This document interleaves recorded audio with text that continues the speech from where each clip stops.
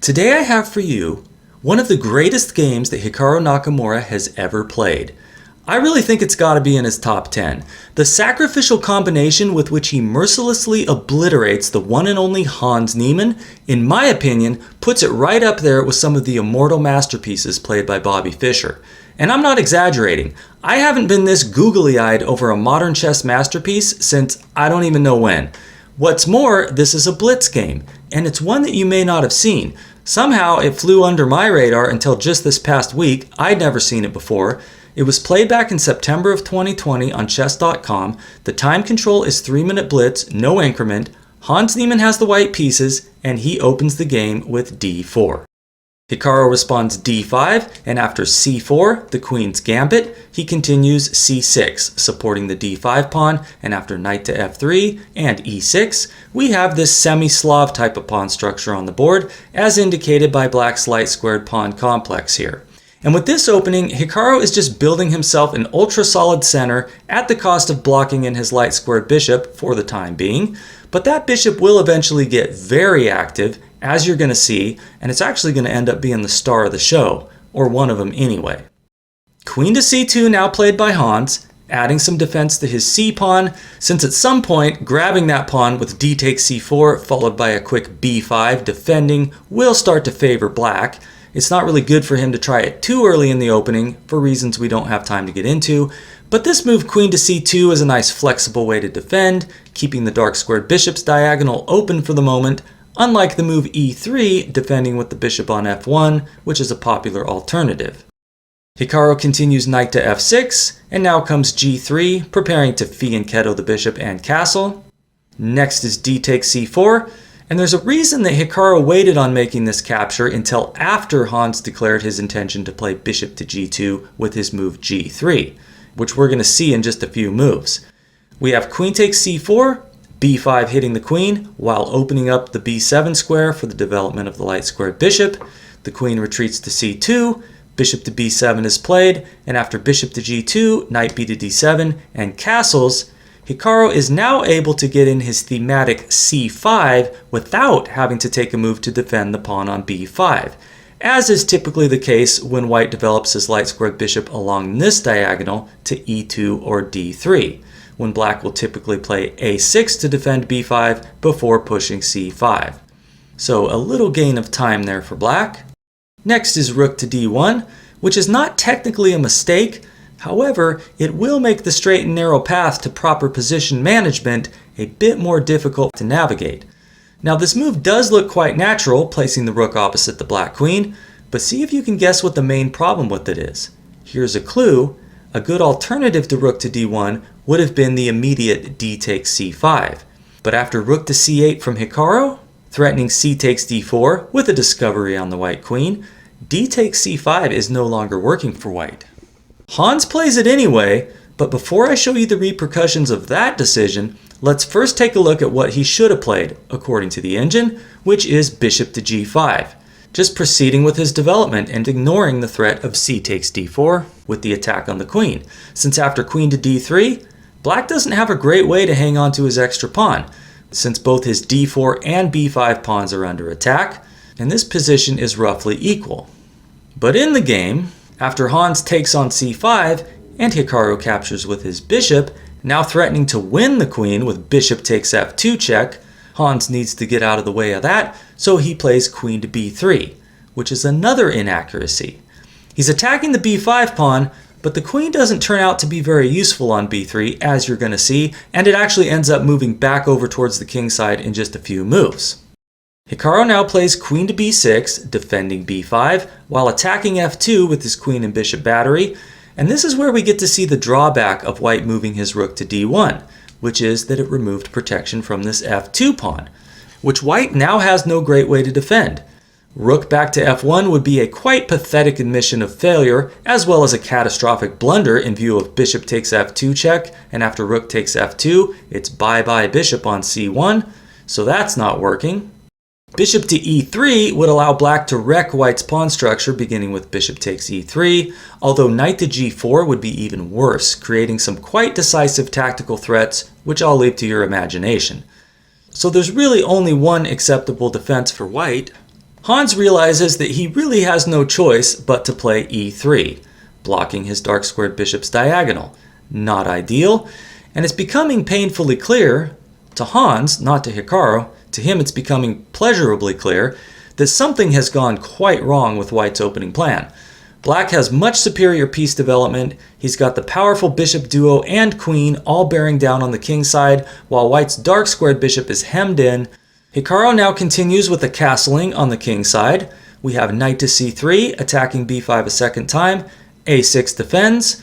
Although that's not the most accurate move, Hikaru could have saved himself a tempo with an immediate bishop to c6, defending that way, since that's what he ends up playing next. But okay, he doesn't want the pawn on b5 to be loose, and either way, he does have a winning position. Hans continues a3, just securing his knight's position on c3. He doesn't want it to get kicked around at some point with the move b4. Next is bishop to c6, a very strong move with a very simple plan. Hikaru is going to go after the knight on f3 next with queen to b7. So this really must be dealt with. Defending with something like knight to e1 is never going to be ideal, as it allows black to trade the light squared bishops, when the light squared holes in White's kingside pawn structure will become much more difficult to defend. Hans knows that, and so plays queen to c2, so that after queen to b7, he can defend the knight on f3 with queen to e2. Hikaru now plays a move that could serve as a beacon of hope to anyone who finds themselves defending a somewhat miserable position as Hans Niemann is here, and that is knight to e5, a grave error, which actually throws away Black's entire winning advantage. What he needed to do was just play some straightforward improving moves like rook f to d8 or a5, planning b4, but Hikaru got impatient here, feeling like he ought to have a knockout blow, and this knight to e5 is supposed to be it. Okay, so what's going on here? Well, the knight on f3 is now hit 3 times. So knight takes e5, now played by Hans, is really forced. Hikaru gets to grab the bishop on g2, but after the very strong f3 from Hans, what's the big juicy follow-up here? The bishop on g2 is attacked, it's no longer defended, f3 is adequately defended, so Hikaru retreats his bishop to h3. Hans now reroutes his knight to d3, hitting that c5 bishop, which of course Hikaru has no interest in trading for a knight. He responds bishop to b6, which brings us to a critical and instructive moment. How should White continue? There is but one move that maintains the draw. Pause the video and have a look-see. White's only good move, not played by Hans, is knight to f2, attacking the bishop. Now if you said g4 instead, trying to trap the bishop on h3, I like the way you think, but h5 would have been an effective rebuttal to that, breaking down the pawn structure well before White could win that bishop. So knight to f2 is best, attacking the bishop here, while also blocking the dark square diagonal to the king, which means that after bishop to f5, White can play e4, and after bishop to g6, his problems are solved.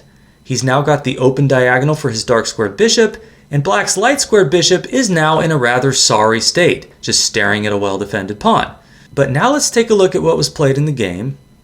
Hans had the right idea, which is to attack the bishop on h3, but instead of the correct knight to f2, in this position, he plays knight to f4. And after bishop to f5, his e-pawn is still actively pinned to his king, and so cannot be pushed to e4 as it could if the knight were on f2. But no big deal, Hans perhaps thinks to himself, as he plays king to g2, just breaking the pin, ready to play e4 next. But Hikaru now strikes first with g5, attacking the f4 knight.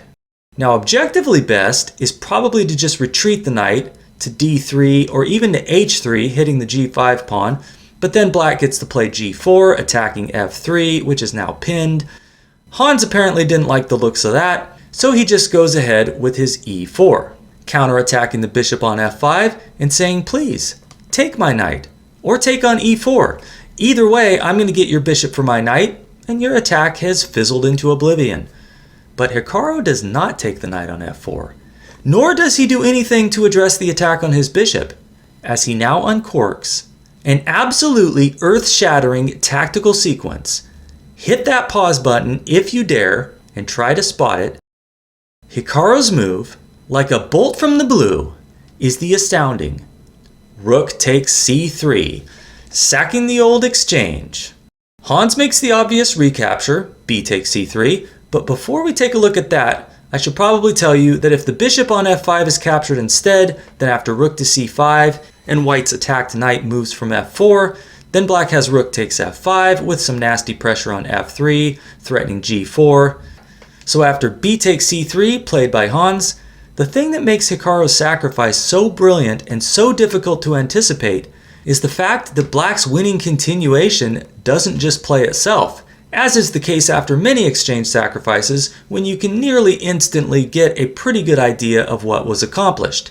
In this position though, black's follow-up is not so obvious. But if you think about what that knight on c3 was doing and what squares it was defending, I think that most of you can probably work out what's coming next. Are you ready for this?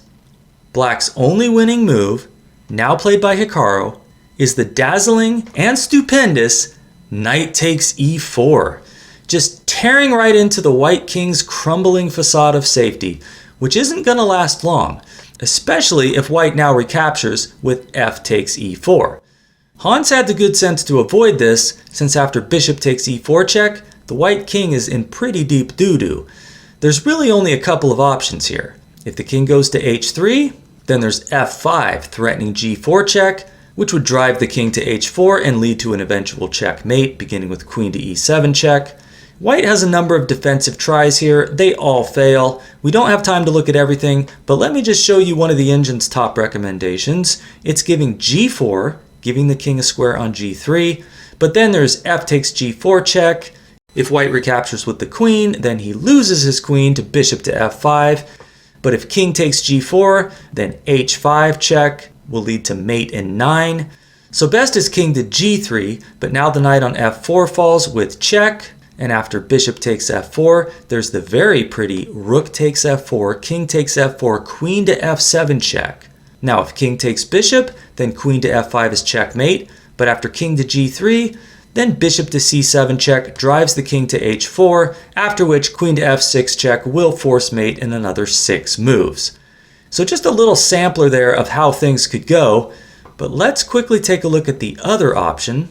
In this position, after bishop takes e4 check, if the white king goes to f1, here black's move is to just capture the knight on f4, equalizing the material and threatening, among other things, the move f3, which would be quite bad. And if bishop takes f4, then black has an absolutely savage tactical shot that forces checkmate in 10 moves. Now I'm not going to show it to you just yet because you will get to see it played by Hikaru in the game, which we're going to get back to right now. Hans Niemann, after the beautiful knight takes e4 from Hikaru, declines the recapture on e4 and now gets his own knight out of danger with knight to h5. A very respectable try. The point is, if black tries knight takes c3, forking queen and rook, then white has queen to e5, threatening both queen takes knight on c3 and checkmate on g7. Hikaru sees that little problem, and so simply plays f6. And it's remarkable that such a passively defensive move is one of the only 2 winning moves for black here. The other one was g4. But this move f6 takes care of that threat of queen to e5, and so once again threatens knight takes c3, winning the exchange, which would actually put black ahead in material by a couple of pawns. Now if white defends with something like rook to d3, then there's g4 with that devastating pressure on the f3 pawn. If white captures on g4, then black will have a plethora of brutal discovered checks to choose from. If pawn takes knight on e4, then queen takes e4 check will pick up the loose rook on d3. That's no good. Getting the king off of the light square diagonal doesn't help, since after king to f1, there's knight to g5, hitting f3 again, threatening to take with the pawn. And that pawn still can't move, since if it does, queen to h1 will be checkmate. So there's a little cross-section of the kinds of problems that white is dealing with. After Hikaru's f6, where Hans finally breaks down and captures the knight on e4. Hikaru, of course, recaptures with his bishop, with check. Now if king to h3 here, which Hans didn't play, then black can win white's queen with bishop to g2 check, and if queen takes g2, then there's g4 check, when the white king cannot keep defending his queen. Or after king to g4, he runs into the same kind of problem with bishop to f3 check, attacking the queen, and if queen takes f3, then there's f5 check, and again, the white king must abandon the queen. So in the game, Hans puts his king on f1. And this brings us to a position that is more or less equivalent to the previous variation I showed you where king to f1 was played, where black has an incredibly beautiful and barbaric way to instantly end this game. It's a real stunner. Pause the video and try to spot it. Black's immediately decisive move, now played by Hikaru, is bishop to d3, a move so lethal that it causes Hans Niemann in this position to resign the game. The white queen is attacked while pinned to the king. There's only two ways that white can avoid losing his queen. One of them is to play rook takes d3, running into checkmate in 1 with queen to h1, and the other is queen takes d3, resulting in a forced mate in 3 with queen to h1 check, king to e2, queen to g2 check, king to e1, and queen to f2 checkmate. So is that not the greatest thing you've ever seen on or off the chessboard? Okay, that might be going a bit far, but I can't remember the last time I got this much pleasure out of analyzing a game of chess. If I could just once in my life produce anything of this caliber, I could just put that right at the top of my resume and say, look, this proves I'm a genius. What else do you need to know? Might work for some jobs. Of course, if the interviewer isn't a chess enthusiast, then you'd probably be hosed. But anyway, thank you for watching. If you enjoyed this content and want to see more like it, consider hitting that subscribe button, as well as hitting the like button and leaving a comment. I'm not always real good about answering them, since creating these videos does take up a lot of my time, but I do pretty much read each and every comment that's posted. So tell me what's on your mind, and tell me what you thought of this game, and I will see you soon.